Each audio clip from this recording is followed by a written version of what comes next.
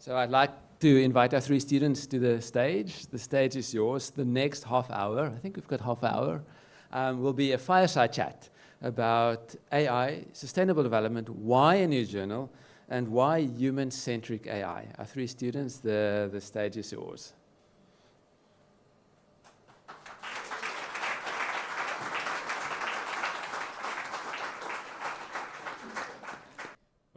Good evening, everyone.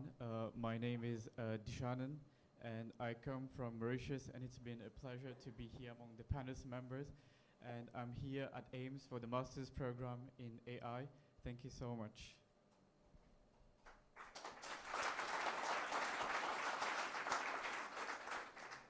My name is Hengo. I come from Madagascar. I'm an AI student at AIMS South Africa. Thank you for giving me the opportunity to be a panelist in this thing. Thank you. Good evening, everyone. My name is Zainab Muhammad. I'm from Egypt, and I am a mathematical science student, and I'm happy to be here with you all, and thank you to give me this opportunity.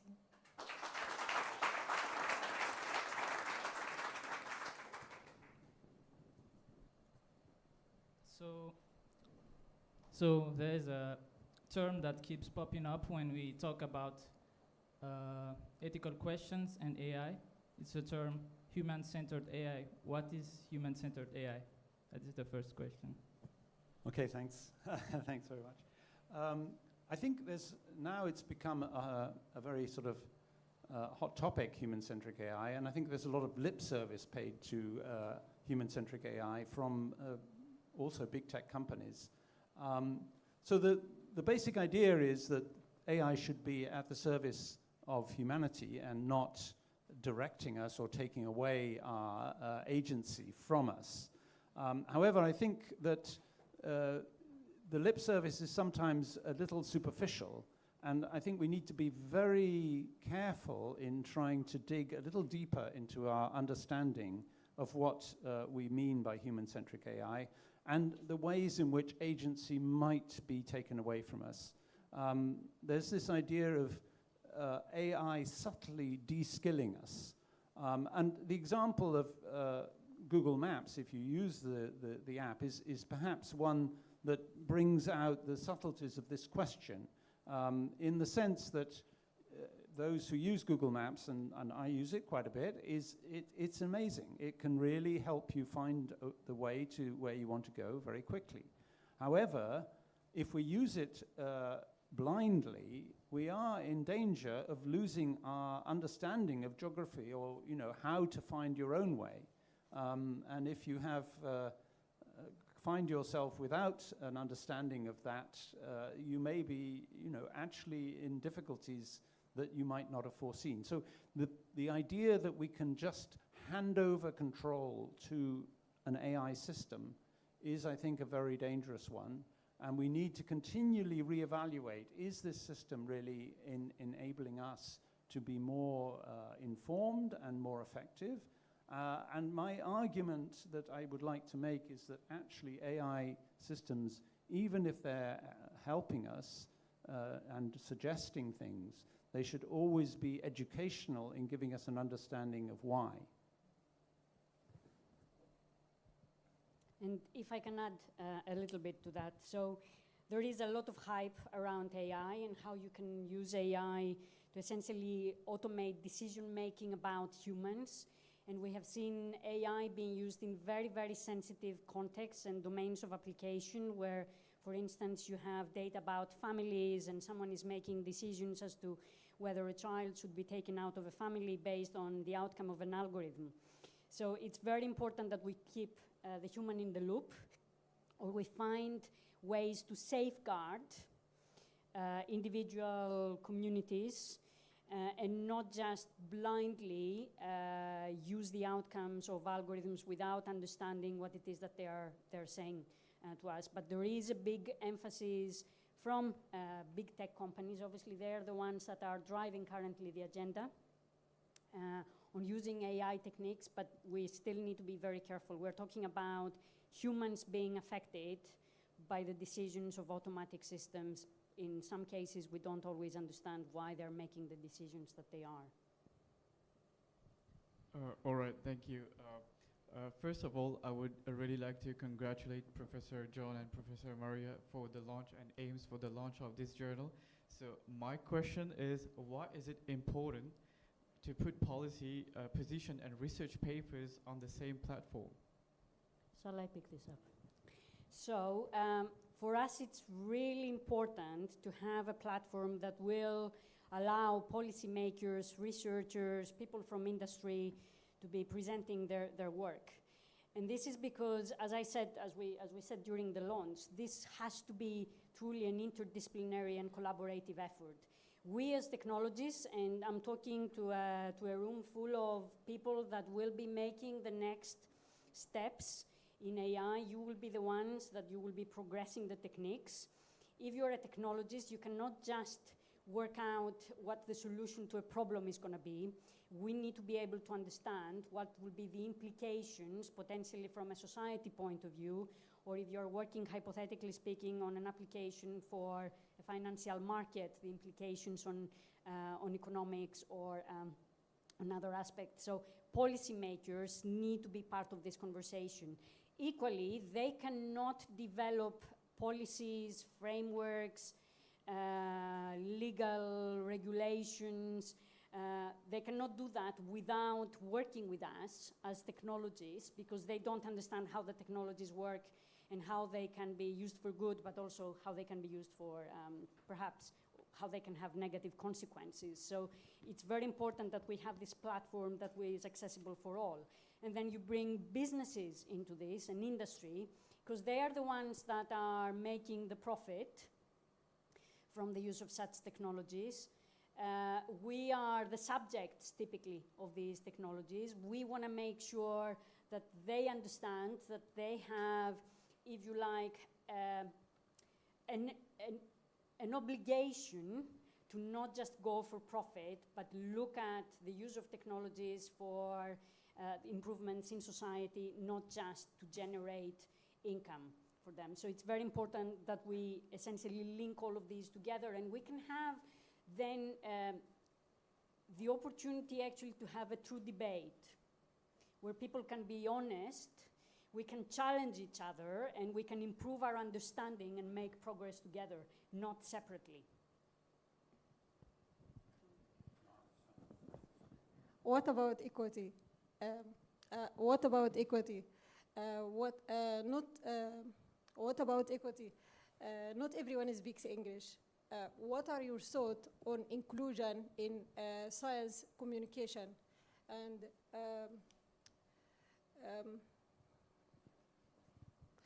do you have a roadmap for that?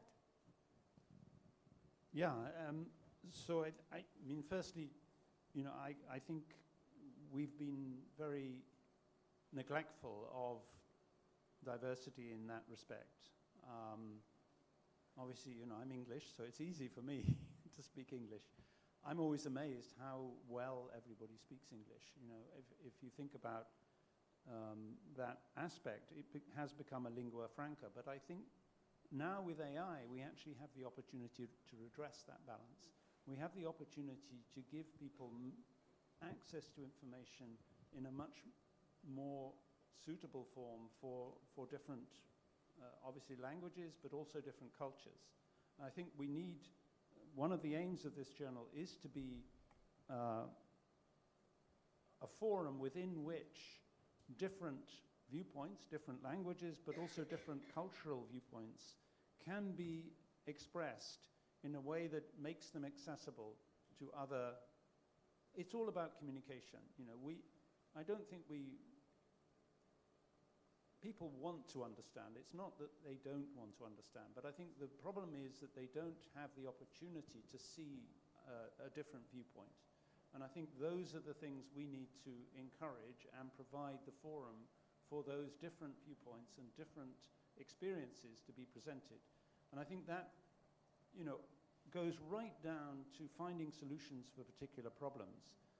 The problem we tend to have is that, you know, an external organization, you know, comes in with a supposed solution to a problem, But there is a mismatch between that imposed solution and actually what the real demands of the situation on the ground is.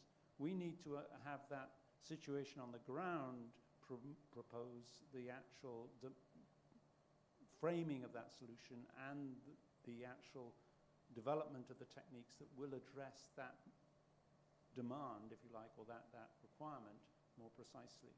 And I think by creating that forum, we actually have the opportunity to do something that will be far more impactful than creating something that is, as it were, a universal but not appropriate solution for different. So I believe we have the opportunity to set that equity much more universally. That would be great.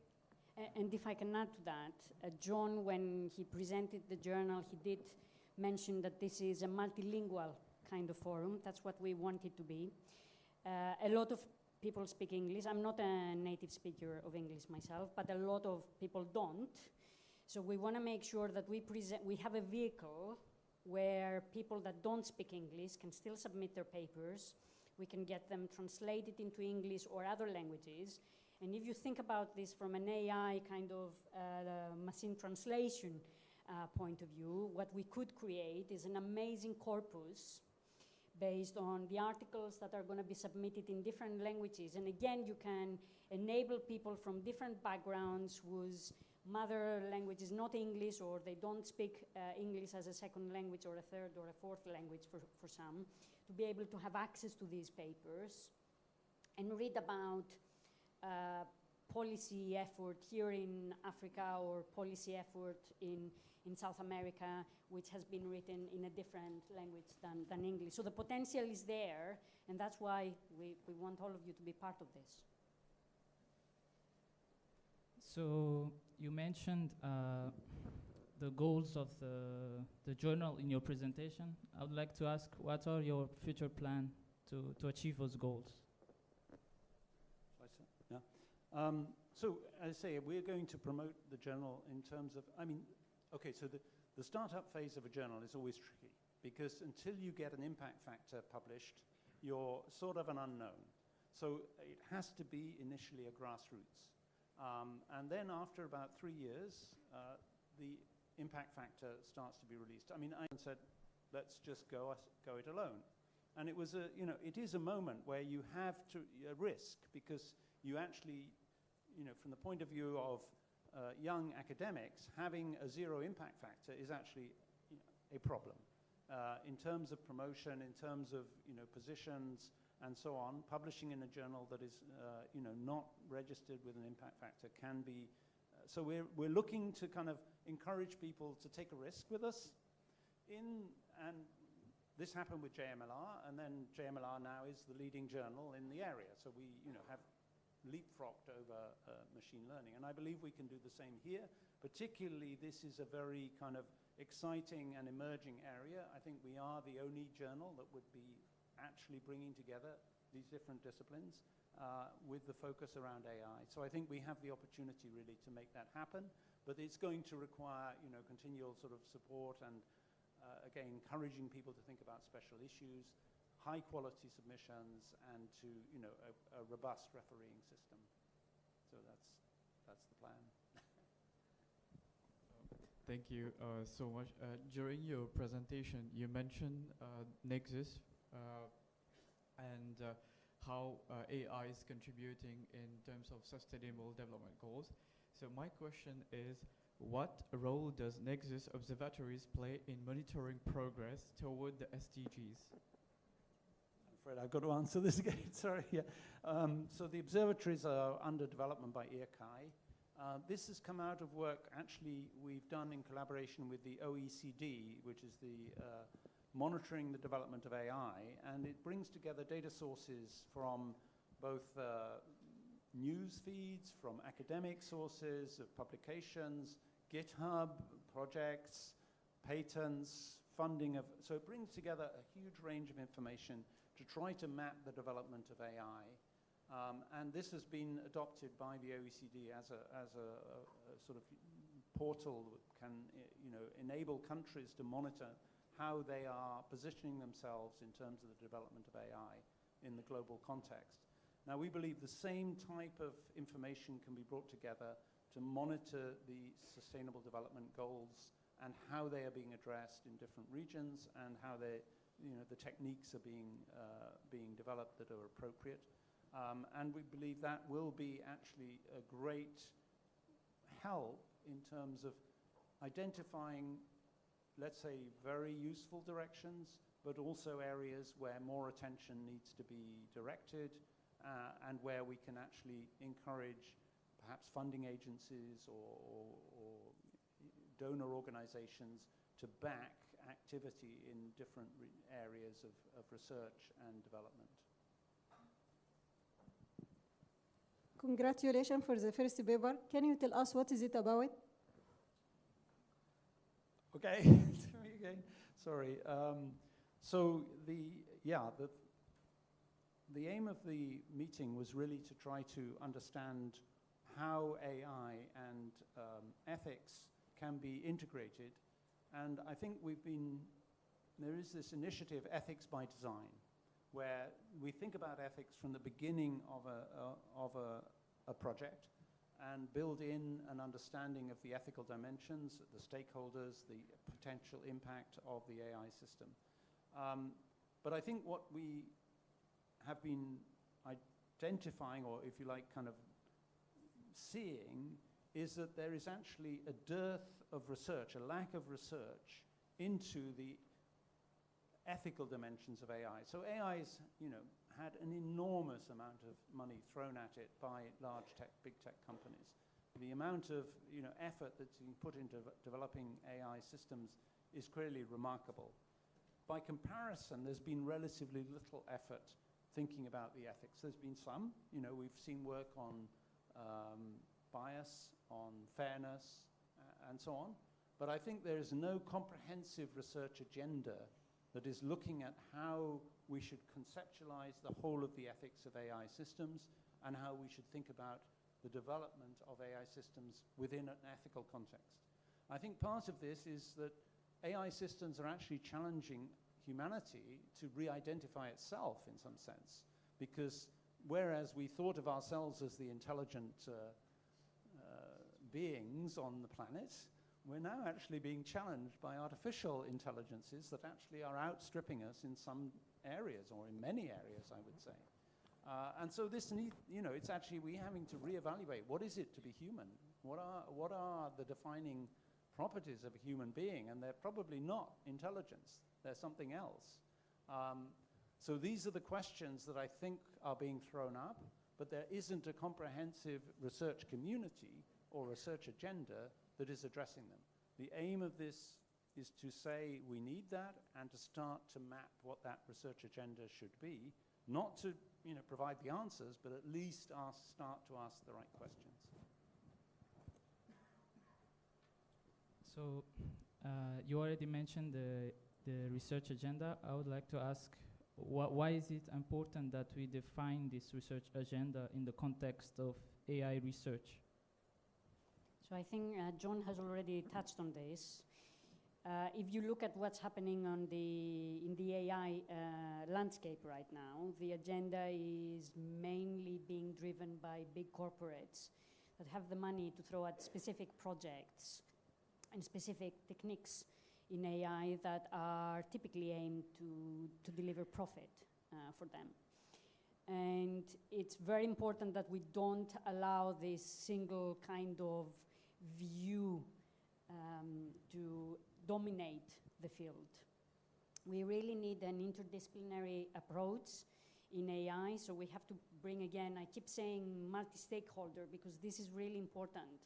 As a technologist, I don't have a full understanding of how society is going to develop.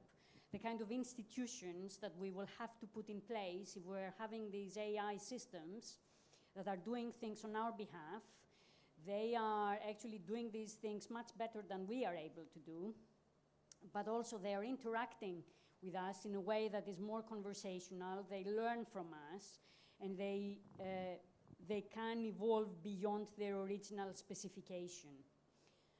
And that's something that we don't we don't understand yet. How is it that society will develop? So instead of just letting a few organizations lead in the field, it's very important that we bring these diverse voices onto the table, and we are the ones, as academic community, researchers, policymakers, and practitioners, that we can define the agenda, and we can make sure that these, I will call them blank spots where we don't have work undertaken, they are identified because they may be the important ones. We're talking about AI systems being used in really sensitive contexts, making decisions about individuals. Even if you think about driverless cars, if I hit a pedestrian, yeah, that's good, then I will have an explanation to provide as to why perhaps my attention span was limited at that specific moment in time. We are not going to be forgiving to AI systems, but these systems will prevail at some point. And instead of ignoring what are the key issues, it's very important that we identify them ourselves, and we start work now rather than wait for the implications, the negative implications, and then we start thinking about the problem. So we really need to have this collaborative effort for a research agenda. Thank you. You mentioned about the research agendas, and it's been a great pleasure to read the first paper. I would like to ask you which research agendas, in your opinion, were successful? Well, I think you could see, Hilbert's 10 problems as defining a research agenda that was incredibly impactful and, extraordinarily insightful. On a much sort of smaller scale, the Pascal network that Ulrich mentioned, we, I think, had an influence on the computer vision community through defining a set of challenges that were framed within a machine learning approach. So they were defining a data set and so on. And I think that created a paradigm shift to some extent in the use of how to approach computer vision tasks that has, I think, had a very significant influence on the computer vision community that in many respects has we're seeing the impact of that in products that we're using on our cameras and everything, all of these systems that use, computer vision applications that are actually driven by machine learning. So I think that, maybe it would have happened anyway, I'm sure, eventually, but I think we helped sort of push forward with that particular. So I think defining a research agenda is quite a kind of, broad church of things one can do, but certainly challenges is one. Can you tell us more about Pascal visual object recognition challenges? Sure, yeah. I mean, we actually say this was the VOC, Visual Objects Challenge. So essentially it was initially a data set of images which were annotated with, whether the image contained a certain object or not. Later there was sort of position of the object in the image and so on. And the challenge was to, perform well on an unseen holdout set that was kept for, assessing the quality of the submissions.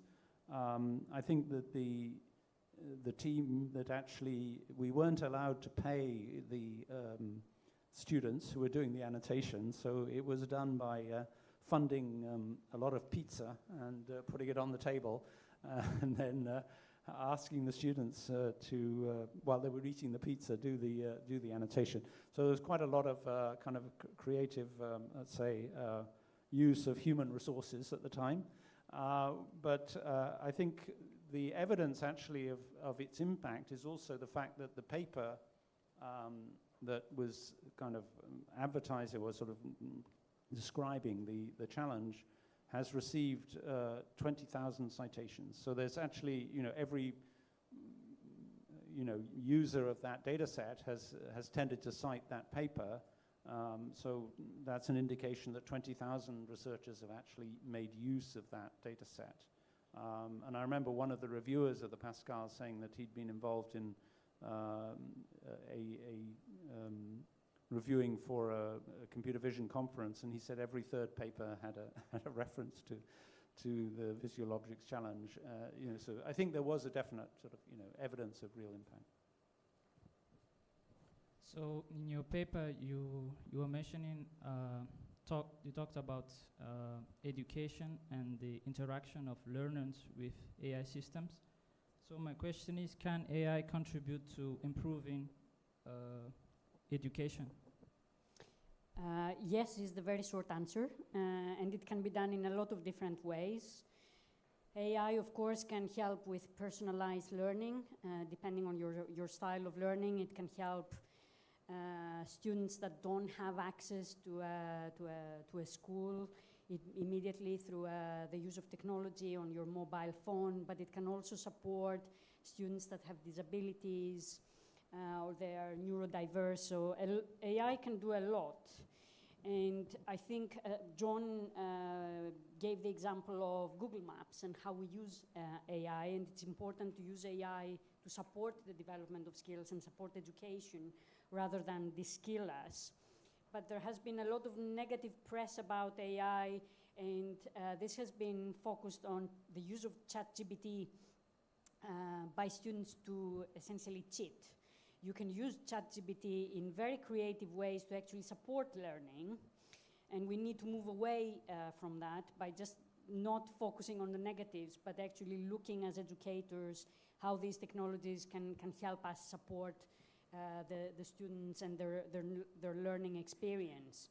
And that's really important because it's, for me at least, and I have been teaching for a long time, I don't think AI is about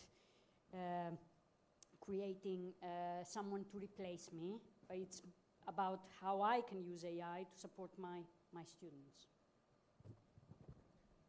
Thank you. So I would really love to ask you the last question of this session. And on behalf of everyone, so will AI, like you mentioned ChatGPT, so will AI be an enabler or inhibitor of creativity? Shall I go with that? That's the big question.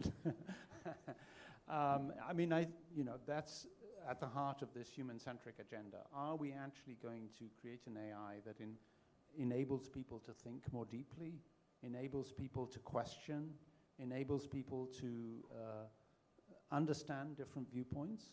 Or are we going to create an AI that tries to force people to think in a unified way without questioning, without actually thinking about the different options? And I believe, this is a really crucial question for our time.